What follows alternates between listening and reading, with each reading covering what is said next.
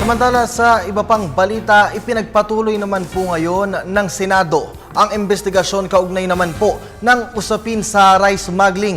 Ang buong ulat ihati naman sa atin ng aming kasamang si Bianca Piedad. Mag-uulat po yan live via phone patch mula sa Senado. Bianca, magandang hapon sa'yo. Magandang hapon, Kirby. Hindi nga nakadalo sa pagpapatuloy na investigasyon ng Senate Committee on Agriculture and Food ang itinuturong nasa likod ng rice smuggling na si Davidson Bangayan alias David Tan at iba pang mga hinihinalang rice smuggler. Ayon sa abogado ni Bangayan na si Attorney Benito Salazar, hindi makakadalo ang kanyang kliyente dahil nakakonfine ito ngayon sa Lapag General Hospital dulot ng back pain at pagtaas ng blood pressure nito.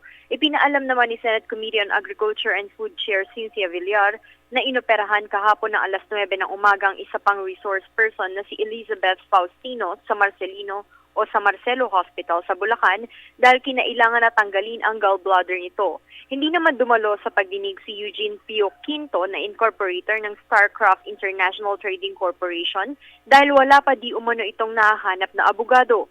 Sinabi naman ni Senadora Villar na kailangan nang pumunta si Pio Quinto sa susunod na pagdinig ng Senado dahil mapipilitan na ang kanyang komite na i-cite for contempt ito kung patuloy siyang mawawala sa investigasyon.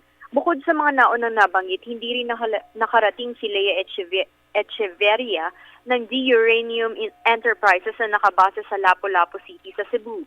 Bagamat National Bureau of Investigation ang address ni Echeverria sa Cebu, hindi naman nila natagpuan doon si Echeverria.